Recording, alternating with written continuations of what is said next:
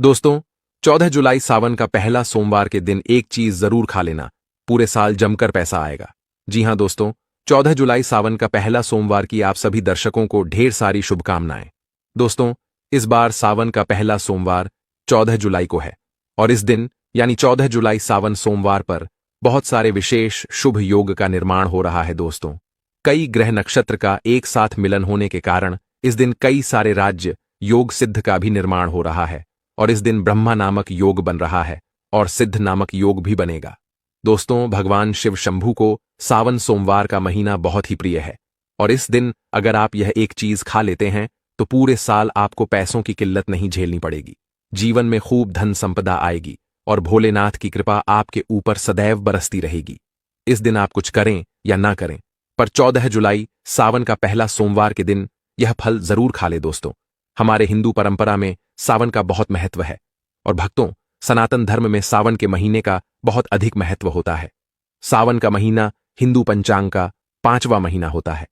यह महीना भगवान शिव को समर्पित होता है।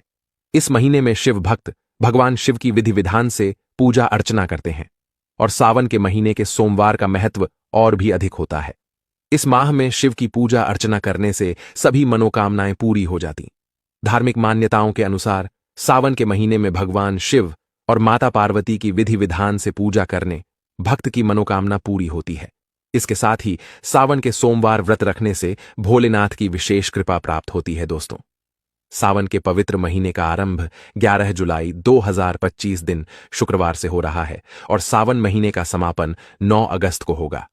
कहा जाता है, इस सावन के महीने में किसी भी व्यक्ति ने भगवान भोलेनाथ की थोड़ी सी भी पूजा साधना क्रिया कर ली तो उस व्यक्ति के जीवन की सभी मनोकामनाएं पूर्ण हो जाती हैं, उस व्यक्ति के जीवन के हर कष्ट खत्म हो जाते हैं और उस व्यक्ति के जीवन में धन आना शुरू हो जाता है।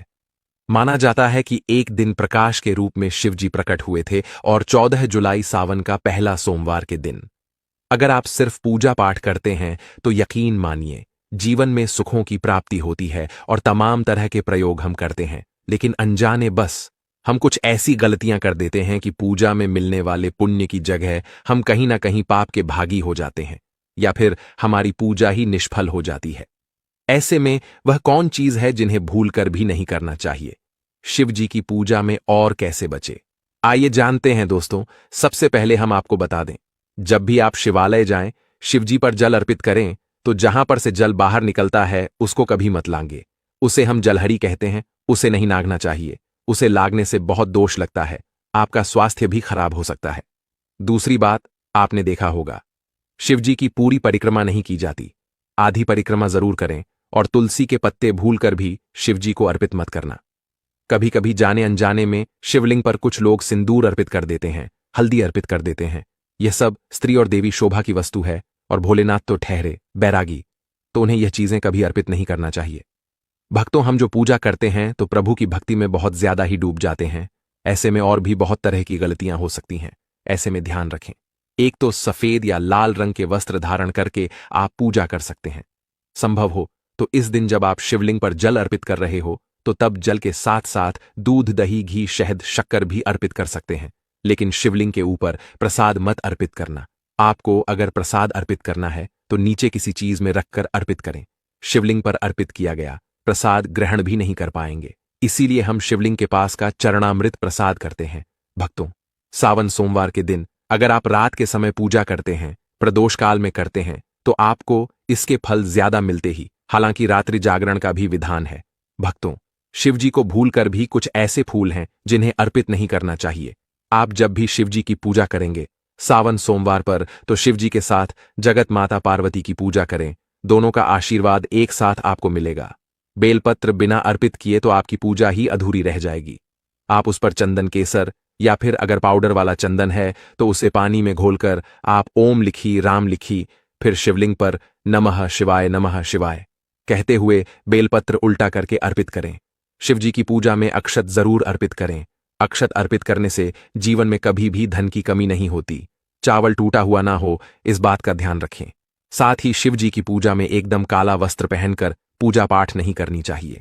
इससे भगवान शिव क्रोधित हो जाते ही हमेशा भगवा रंग पहनकर ही ईश्वर की आराधना, भक्ति साधना, पूजा, व्रत आदि करनी चाहिए। भक्तों, भगवा रंग बड़ा ही शुभ और मंगलकारी माना गया है। इसे देख शक्तियां सक्रिय हो जाती हैं। भक्तों, सावन सोमवार के दिन सूर्य उदय से पहले उठ जाना चाहिए। व्रत आदि में 8 बजे के बाद स्नान करना अशुभ माना गया है। इसीलिए सुबह 8 बजे से पहले स्नान दान आदि अवश्य कर ले। इससे महादेव प्रसन्न हो जाएंगे, क्योंकि सुबह 8 बजे से पहले स्नान करना अत्यंत मंगलकारी माना गया है। इससे सकारात्मकता आपके ऊपर हमेशा वास करती है। भक्तों, शिवलिंग पर आप जल अर्पित करते हैं तो प्लास्टिक के लोटे से जल अर्पित कभी ना करें। इससे भगवान शिव क्रोधित हो जाते हैं। और आप शंख से जल अर्पित ना करें, क्योंकि शंख छूड़ नामक राक्षस का वध जी ने ही किया था। इसीलिए शंख से जल अर्पित मत करना, वरना शिवजी रुष्ट हो जाएंगी, आपकी पूजा स्वीकार नहीं करेंगे। शिवजी की पूजा में तुलसी के पत्ते का प्रयोग बिल्कुल भी ना करें। आप तुलसी की मंजूरी अर्पित कर सकते हैं। और मित्रों, चंपा जैसे फूलों का प्रयोग तो बिल्कुल भी मत करना, नहीं तो आपकी पूजा पूरी नहीं मानी जाएगी। भगवान शिव की पूजा में हल्दी, कुमकुम इत्यादि का प्रयोग न करें, क्योंकि भगवान शिव बैरागी है। इस दिन घर में दौड़ क्लेश, लड़ाई झगड़े, मुंह से गंदी गालियां नहीं देना चाहिए। किसी को अपशब्द नहीं बोलना चाहिए। सावन सोमवार के दिन भोग विलास नहीं करना चाहिए, नहीं तो अगले जन्म में आपको किसी ऐसे योनि में जाना पड़ सकता है जो बहुत ही भयानक हो सकती है। इस दिन ऐसा करने पर नरक की प्राप्ति हो जाती है। दोस्तों, जहां तक संभव हो व्रत रखें। व्रत नहीं रखते हैं तो सात्विक भोजन घर में बनाए और ग्रहण करें। शराब, लहसुन, प्याज, मांस, मदिरा इत्यादि का बिल्कुल भी प्रयोग ना करें। और इस दिन जितना ज्यादा हो सके नमः शिवाय का जाप करें। जितना ज्यादा आप जप करेंगे, आप जितना ज्यादा शिवजी के करीब रहेंगे, उतना ही जल्दी आपको उनकी कृपा अवश्य मिलेगी। क्योंकि पूरे साल हम इस सावन सोमवार का इंतजार करते हैं, भला हम इस दिन को कैसे छोड़ सकते हैं। इसीलिए भगवान शिव की आराधना सावन सोमवार पर हर हाल में करना चाहिए।